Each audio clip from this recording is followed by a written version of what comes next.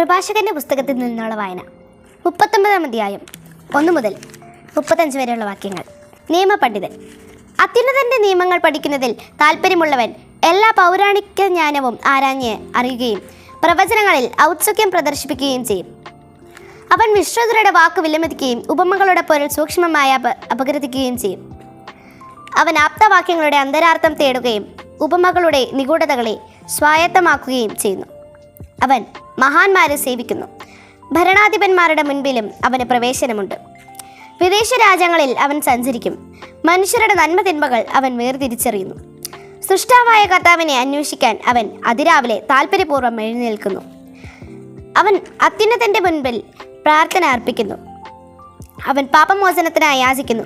സർവശക്തനായ കർത്താവ് കനിഞ്ഞാൽ ജ്ഞാനത്തിന്റെ ചൈതന്യം അവനിൽ നിറയും. വിജ്ഞാനവചനസ്സുകൾ പൊഴിഞ്ഞ് പ്രാർത്ഥനാപൂർവം അവൻ കർത്താവിന് നന്ദി പറയും. അവൻ്റെ ചിന്തയും അറിവും നേരായ മാർഗത്തിലേക്ക് തിരിയും. അവിടുത്തെ രഹസ്യങ്ങളെക്കുറിച്ച് ധ്യാനിക്കുകയും ചെയ്യും. അവൻ പ്രബോധനങ്ങളിലൂടെ അറിവ് പ്രകടമാക്കുകയും കർത്താവിൻ്റെ ഉടമ്പടിയുടെ നിബന്ധനകളിൽ അഭിമാനം കൊള്ളുകയും ചെയ്യും. അനേകർ അവൻ്റെ ജ്ഞാനത്തെ പുകഴ്ത്തും. അതൊരിക്കലും മാഞ്ഞു പോവുകയില്ല. അവൻ്റെ സ്മരണ അപ്രത്യക്ഷമാവുകയില്ല. അവൻ്റെ നാമം തലമുറകളിലൂടെ ജീവിക്കും. ജനതകൾ അവൻ്റെ വിജ്ഞാനം പ്രഘോഷിക്കും. സമൂഹം അവൻ്റെ സ്തുതി ഉദ്ഘോഷിക്കും. ദീർഘകാലം ജീവിച്ചിരുന്നാൽ ആയിരങ്ങളുടേതിനേക്കാൾ ശ്രേഷ്ഠമായ ഒരു നാമം അവൻ അവശേഷിപ്പിക്കും. അവൻ മരണമടഞ്ഞാലും അത് നിലനിൽക്കും. സൃഷ്ടാവായ ദൈവത്തിന് സ്തുതി. സുചിന്തിതമായ കാര്യങ്ങൾ എനിക്ക് ഇനിയും പറയാനുണ്ട്. പൂർണ്ണചന്ദ്രനെ പോലെ ഞാൻ പൂരിതനാണ്. വിശ്വസ്തന്മാരായ പുത്രന്മാരെ, എൻ്റെ വാക്കുകേട്ട് അരുവിക്കരയിലെ പനിനീർച്ചെടി പോലെ മുട്ടിടുവിൻ. കുന്തുരുക്കം പോലെ സൗരഭ്യം പരത്തുകയും ലില്ലി പോലെ പൂവണിയുകയും ചെയ്യുവിൻ. സുഗന്ധം പരത്തുകയും സ്തുതിഗീതം ആലപിക്കുകയും ചെയ്യുവിൻ. കർത്താവിൻ്റെ എല്ലാ പ്രവൃത്തികളിലും നിമിത്തം അവിടുത്തെ വാഴ്ത്തുവിൻ. സ്തുതികളോടും ഗാനാലാപത്തോടും വീണാനാദത്തോടും കൂടെ അവിടുത്തെ നാമത്തെ മഹത്വപ്പെടുത്തുകയും അവിടത്തോട് നന്ദി പറയുകയും ചെയ്യുവിൻ. നിങ്ങൾ ഇങ്ങനെ പറയണം: എല്ലാം കർത്താവിൻ്റെ പ്രവൃത്തിയാണ്, അവയെല്ലാം അത്യുത്തമമാണ്. അവിടുന്ന് കൽപ്പിക്കുന്നതൊക്കെയും അവിടുത്തെ നാമത്തിൽ നിർവഹിക്കപ്പെടും. ഇതെന്ത്, എന്തുകൊണ്ട് എന്നിങ്ങനെ ആർക്കും ചോദിക്കാൻ സാധിക്കുകയില്ല. യഥാകാലം എല്ലാം വെളിവാകും. അവിടുന്ന് അരുളി ചെയ്തതുപോലെ ജലം കുന്നുകൂടി. അവിടുന്ന് കൽപ്പിച്ചപ്പോൾ ജലാശയങ്ങൾ ഉണ്ടായി.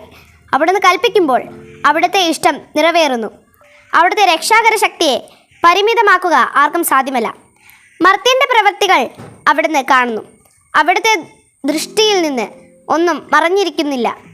അനാദി മുതൽ അനന്തത വരെ അവിടുന്ന് അവയെ കണ്ടുകൊണ്ടിരിക്കുന്നു.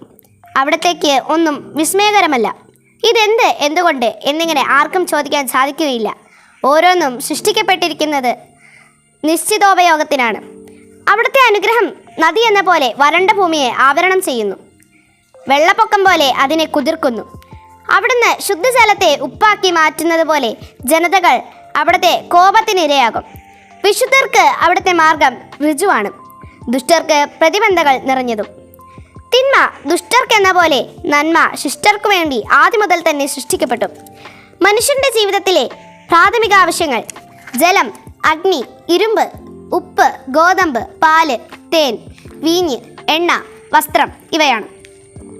ദൈവഭക്തർക്ക് ഇവയെല്ലാം നന്മയായും ദുഷ്ടർക്ക് തിന്മയായും പരിണമിക്കുന്നു. പ്രതികാരത്തിനായി സൃഷ്ടിക്കപ്പെട്ട കാറ്റുകൾ ഉണ്ട്. കോപാവേശത്താൽ അവ ആഞ്ഞടിക്കുന്നു. സംഹാര മുഹൂർത്തത്തിൽ അവ ശക്തി മുഴുവൻ ചുരിഞ്ഞ് സൃഷ്ടാവിൻ്റെ കോപം ശമിപ്പിക്കും. അഗ്നിയും കന്മഴയും ക്ഷാമവും മഹാമാരിയും പ്രതികാരത്തിനു വേണ്ടി സൃഷ്ടിക്കപ്പെട്ടവയത്രേ. ഹിംസ്ര ജന്തുക്കളുടെ ദംഷ്ട്രകളും തേളുകളും അണലികളും ദൈവഭയമില്ലാത്തവനെ ശിക്ഷിച്ചു. നശിപ്പിക്കാനുള്ള വാളും അങ്ങനെ തന്നെ. അവിടുത്തെ കൽപ്പനയിൽ അവ ആഹ്ലാദം കൊള്ളുകയും കർത്തവ്യ നിർവഹണത്തിനു വേണ്ടി ഒരുങ്ങിയിരിക്കുകയും ചെയ്യുന്നു. സമയം വരുമ്പോൾ അവ അവിടുത്തെ വാക്കു ലംഘിക്കുകയില്ല. ആദ്യം മുതൽ തന്നെ ഇത് എനിക്ക് ബോധ്യപ്പെടുകയാൽ ഞാൻ അതേപ്പറ്റി ചിന്തിച്ച് രേഖപ്പെടുത്തി. കർത്താവിൻ്റെ പ്രവൃത്തികൾ ഉത്തമമാണ്. യഥാസമയം അവിടുന്ന് ആവശ്യങ്ങൾ നിറവേറ്റുന്നു.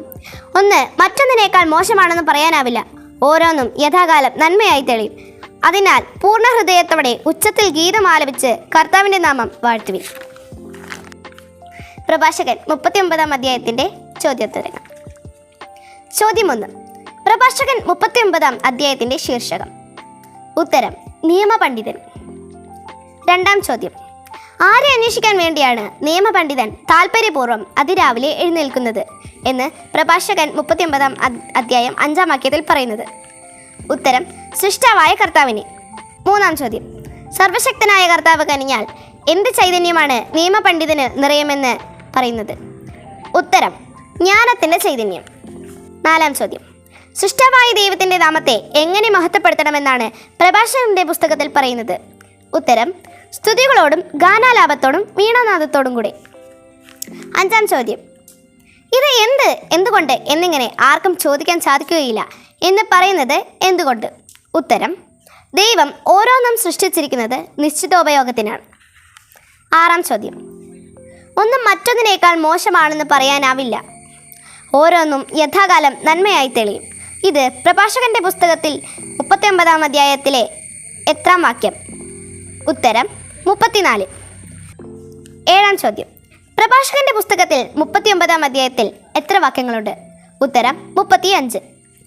8 ചോദ്യം, അവിടുത്തെ അനുഗ്രഹം എന്തുപോലെയാണ് വരണ്ട ഭൂമിയെ ആവരണം ചെയ്യുന്നത്? ഉത്തരം, നദി എന്ന പോലെ. 9 ചോദ്യം, കുന്തുരക്കം പോലെ സൗരഭ്യം വരുത്തുകയും ഡാഷ് പോലെ പൂവണിയുകയും ചെയ്യുവിൻ.